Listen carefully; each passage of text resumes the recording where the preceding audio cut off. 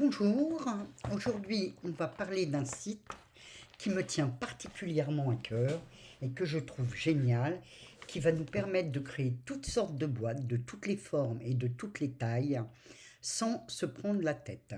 Ce site, c'est Template Maker. Voilà. Donc on tape Template Maker et on tombe ici sur ce site. La période des calendriers de l'Avent arrive à grands pas, des cadeaux. Ici, on trouvera tout ce qu'il faut pour faire ces emballages. On a des sacs, on a des boîtes, on a même des boîtes cœur ou des boîtes en forme de part de gâteau pour faire les gâteaux d'anniversaire des enfants et garnir les boîtes de bonbons. Si vous voulez mettre des parts de gâteau dedans ou des petits gâteaux, il faut absolument le faire avec des cartons alimentaires. Nous, on va faire des petites boîtes avec couvercle pour faire nos calendriers de l'Avent. Alors, on va commencer ici. Les unités millimètres, centimètres, pouces. Sur votre Cricut, vous travaillez en centimètres ou en pouces. Moi, je travaille en centimètres, donc je vais mettre centimètres. On ne fait que ça sur cet écran-là et on fait More Options.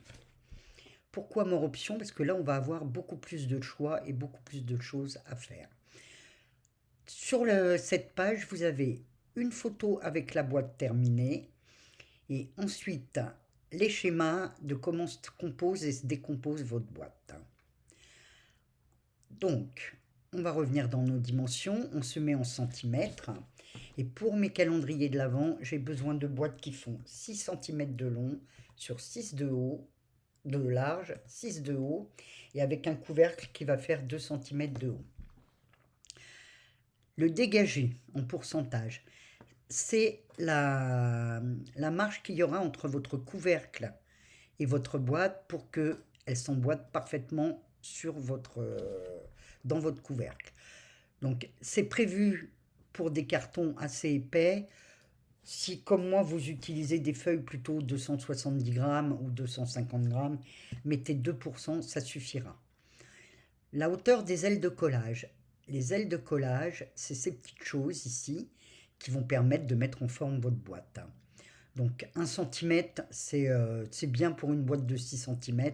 Après, on peut les augmenter. Par exemple, si je mets 4, vous voyez, ça a beaucoup grandi. Mais 2, ici 1, sur les petites boîtes, ça va suffire. L'angle des ailes de collage, c'est l'angle ici sur les côtés. Par défaut, il est à 45 degrés, mais quand on fait des petites choses, ça fait un triangle, ce que je n'aime pas du tout. Donc, je vais le mettre à 60 degrés. Voilà, ce sera plus pratique. La marge, donc la marge, c'est la marge qu'il faut pour vous autour de votre feuille sur laquelle vous allez découper votre boîte. Par défaut, je mets à 1, comme ça je suis tranquille. Le format de page, je vais aller prendre un format pour mon tapis Cricut, c'est-à-dire 12-12 pour plotter de découpe. La réseau, on n'y touche pas. Les perforations. Ce qu'on a ici en rose, c'est les traits de coupe. En bleu, c'est les traits de rainage. Si vous n'avez ni stylet de rainage, ni route de rainage, vous pouvez mettre des perforations. Il faudra, dans ce cas, choisir format SVG perforé pour enregistrer votre boîte. Nous, on fait Cricut, donc on va choisir le format Cricut. On va le créer et le récupérer pour l'importer sur le DS. Et après, je vous montre ce qu'il faut faire pour pouvoir le rainer et le découper. Alors, une fois que vous avez enregistré le fichier Template Maker, soit sur votre bureau, soit dans un de vos dossiers, vous allez le chercher pour l'importer. Donc, on fait télécharger, télécharger une image. Et là, moi, je les enregistre sur mon bureau, mes fichiers. Donc, je n'ai qu'à le glisser pour l'importer. Télécharger.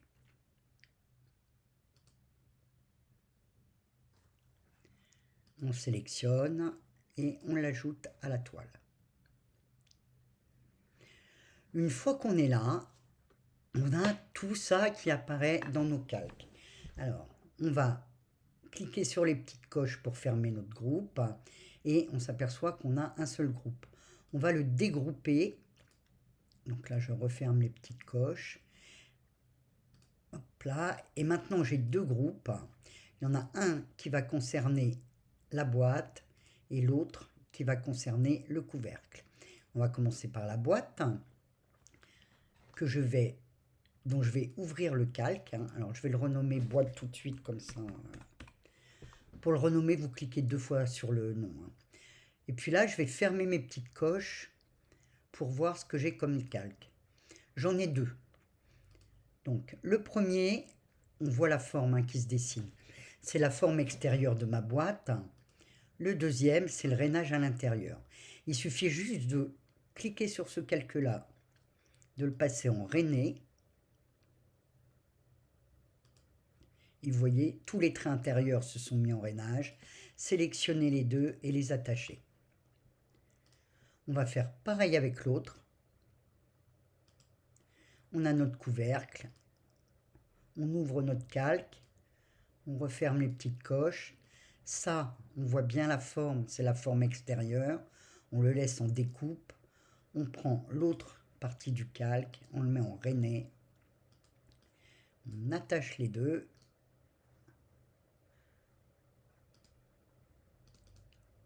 On change le nom et on l'appelle couvercle. Voilà. Celui-là, je vais le renommer boîte. C'est le calque intérieur qui était nommé. Et on a nos deux calques pour faire nos boîtes. Ça a pris moins de 2 minutes à changer les traits en rainage sur le DS. Maintenant, vous pouvez lancer vos 24 boîtes en découpe pour faire votre calendrier de l'Avent.